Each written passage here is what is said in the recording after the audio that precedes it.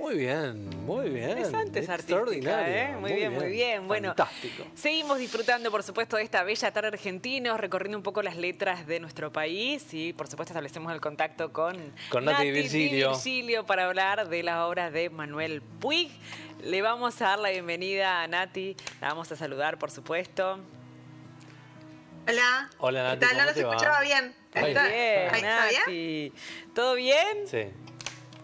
Sí, todo bien, todo bien. Muy bien. No los llegaba a escuchar, así que no, por eso los estaba saludando. Bueno, para contar un poco de la obra de este escritor de General Villegas, que de alguna manera, bueno, dicen que ha renovado un poco los géneros, ¿no?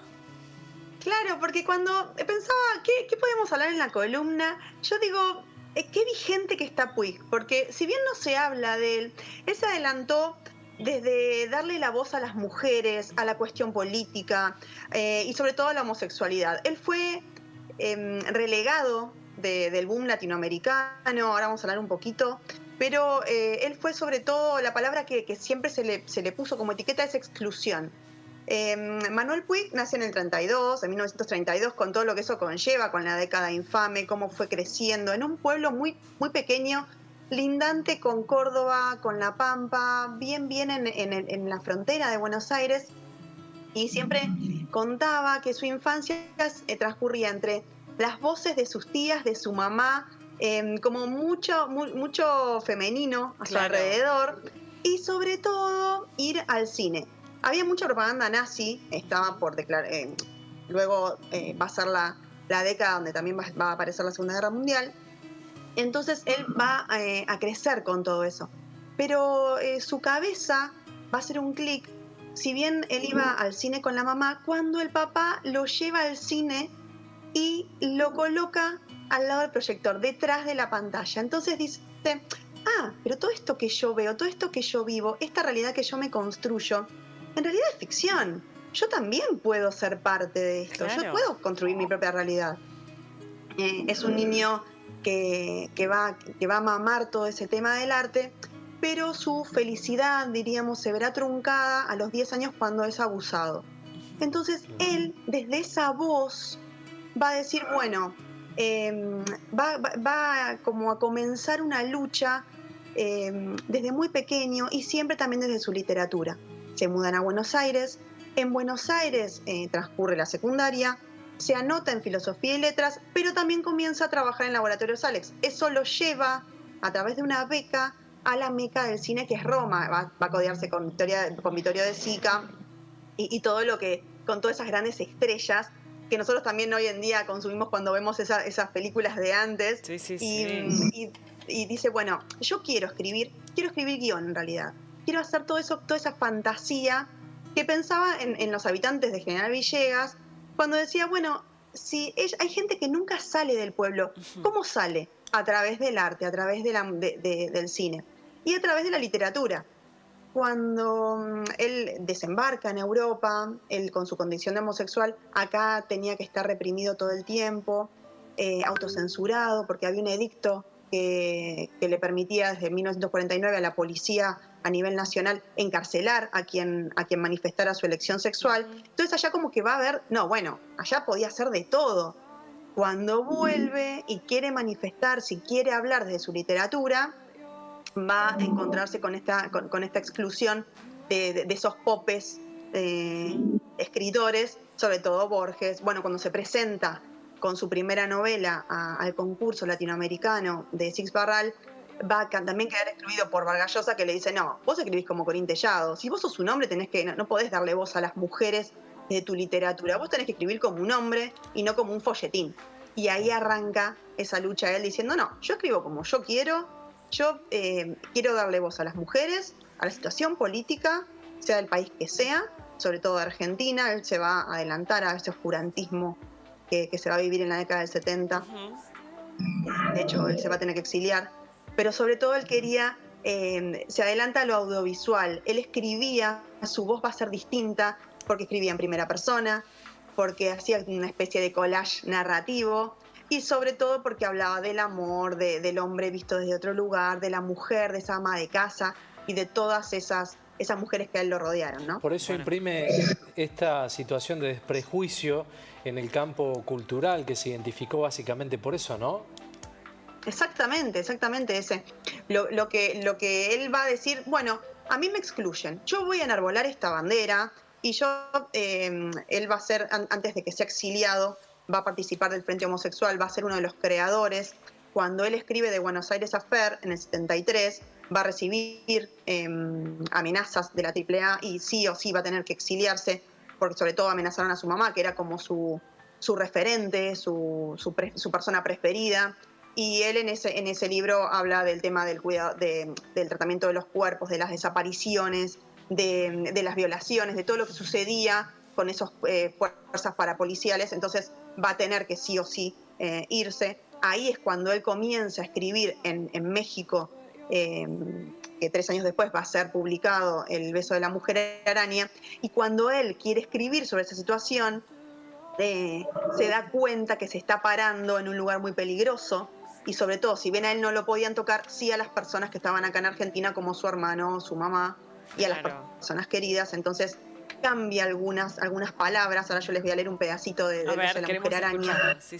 Pero él cambia algunas palabras como guerrillero, él lo cambia a militante, y luego a la persona de represor lo cambia a quienes dirigían la cárcel, diríamos, ¿no? Claro. Les leo un pedacito. Dale. A ver, dale, por favor. Hay dos protagonistas, que uno es Valentín y otro es Molina, y Valentín dice: si me ponía nervioso que vos fueras generoso conmigo, es porque no quería ser igual con vos. Y Molina le responde: mira, yo también estuve pensando y me acordé de cosas que dijiste, que cuando están en una lucha así no les conviene, bueno, encariñarse con nadie. Bueno, en realidad encariñarse es mucho decir, o sí, encariñarse como amigo. Una interpretación generosa de tu parte. ¿Viste que a veces entiendo lo que decís? Y Valentín le responde: pero estamos tan presionados por el mundo de afuera que no podemos actuar humanamente ni un solo minuto.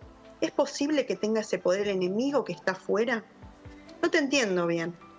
Mira, fuera de la celda están nuestros opresores, pero adentro no. Lo único que hay de perturbador para mi mente, cansada o condicionada, es que alguien me quiera tratar bien sin pedir nada a cambio. Bueno, eso no lo sé. ¿Qué no sabes? No pienses en nada raro, pero si te trato bien es porque quiero ganar tu amistad y, ¿por qué no decirlo?, tu cariño. Igual que trato bien a mi mamá, porque es una persona buena y quiero que ella me quiera. Y vos también sos una persona buena, desinteresada, que arriesgó la vida por un ideal que no entiendo, pero que es desinteresado. Ese diálogo que se da entre ellos dos, en una celda, en el medio de lo que él quiere mostrar, en el medio de la represión, ¿no?, de la dictadura militar argentina, está mostrando que por qué esa grieta, si en realidad es una lucha de pueblo contra pueblo. Claro. Entonces él dice: ¿por qué no ser bueno, entre comillas, con quienes tenemos como opresores, y mostrarnos tal cual somos? Entonces él siempre quiere mostrar eso desde esa voz de la literatura, y él también se va a adelantar a eso audiovisual y dice: yo quiero escribir como si fuera una película o un teleteatro, porque la gente consume eso, porque quiero hablarle a la gente de a pie. Bueno, Sí, más que interesante, una mirada, ¿no? Que miraba hacia el futuro, ¿no? Totalmente, chicos. Por eso fue un vanguardista. Él dice: mis novelas siempre empiezan con un conflicto personal no resuelto. Escuchen esto, que necesito sacar al exterior. De pronto se cruza una anécdota o un personaje concreto y la novela encarna su propia problemática a partir de eso. Yo, a través de un personaje, resuelvo mis propios conflictos, porque yo lo que quiero es adelantarme a ese para qué leer, para qué vivir sin literatura. Mirá, bueno, y dándole, por supuesto, un rol, bueno, sanador también a la literatura, ¿no? Exactamente, Sí. Juli. Él lo que buscaba era eso. Él va a ser... Manuel Puig va a ser nominado al Premio Nobel de Literatura, que muy pocos saben eso. Mirá vos. Y sí, en el 82 va a competir con García Márquez, que en otra de las columnas hemos hablado, pero le gana a García Márquez porque era un escritor no cómodo para publicar. Nadie quería hablar de lo que estaba sucediendo en Argentina. Él también en el medio va va a escribir Pubis Angelical, donde aparece la primera figura de las madres de Plaza de Mayo. Entonces no era un escritor cómodo para que la gente leyera y tampoco lo consumía, o sea, lo consumían en el exterior, pero acá era excluido. Entonces dice, bueno, no nos conviene realmente, no nos da de ganar. Tampoco es un escritor fácil de decirle escribí por acá, escribí por allá. Y él siempre también decía que en las entrevistas, él si bien se decía que era homosexual y él contaba su vida, a la mamá cada vez que le llegaba una revista, él arrancaba todas esas páginas, porque es como que quería mantenerse para la mamá como ese hijo, como una esperanza de formar una familia, ¿no? Bien. Mirá, bueno, excelente lo que has traído, Nati. Gran obra, ¿no? Sí, La de Manuel Puig, sí. por supuesto, bueno, para tener referencia de la literatura argentina, la verdad, totalmente vanguardista, Nati, bueno, para no perdérsela, ¿no? Por favor, necesitan sí o sí leer El beso de la mujer araña, pero también les recomiendo Boquitas Pintadas y De Buenos Aires Affair, pero sobre todo para conocer el detrás, todo esto que les fuimos contando recién nosotros tres, para que ustedes vayan, a quienes nos acaban de escuchar, a la biblioteca y vayan con esta impronta a leer a ese hombre que creció desde ese lugar y queriendo mostrar determinada realidad argentina, ¿no? Sí, bueno, y que le escribía al amor, libre de prejuicios, totalmente, ¿no? nada más y nada menos. Totalmente. Es lo que más rescato, ese amor que está palpable y en todas sus aristas, filial, pasional, fraternal, todo. Necesitamos ¿Cómo fueron, leer a Nati, Puig. claro, los últimos años de Puig? Bueno, él se exilia cuando va a México. Sí. Él muere por una causa, se siente mal. Él tiene una vida muy activa en México, da clases, pero además sigue escribiendo. Pero muere por una afección, se siente mal, se deja estar, está con la mamá. Se va a atender en una clínica muy pequeña y es como que tiene una infección generalizada, no lo pueden salvar, el hermano se lo comunican, está viajando y de buenas a primeras, o sea, fallece de un día para el otro. Claro. Fue totalmente inesperado. Claro. Entonces le hacen un gran funeral en Cuernavaca, pero sobre todo con la música, porque él escribía con mucha música y él escribía desde la música y sus personajes, como siempre decía, yo sería un bolero si fuera una canción, dice él. Entonces ahora, le ponen bolero, le ponen flores. A más de 30 años ha quedado un legado de Manuel Puig realmente muy profundo, ¿no? Muy romántico. Hay que trascender la cultura para después de 30 años estar hablando de Manuel Puig. Bueno, él decía que lo único que lamentaba de la muerte era que se olvidaba, pero yo lo traigo acá para decir, no te olvidamos para nada, al contrario, estás acá, estás súper presente acá en Telediario. Claro, seguro. Está muy bien. Bueno, muy bien. Nos dejás con todas las ganas de leer bien, un poco Nati. más de Puig, por supuesto, bueno. Miren, Puig va a ser uno de los autores de mi próximo taller, así que los invito o a leerlo o a sumarse al taller. Nos vamos anticipando entonces, ¿eh? Ahí. Tienen que leerlo sí o sí. Muy bien, muy bien. No hay excusas entonces. Bueno, invitamos a que puedan seguirte, por supuesto, en @divina_social para estar al tanto de todos tus talleres y actividades y contenidos que realmente son imperdibles. Nati, gracias, Nati. Un beso grande. Muchas gracias. Muchas gracias, hermosos besotes. Para vos también. Hasta la próxima. Beso grande. Chau, chau. Hasta la próxima. Chau, chau. Hasta la próxima.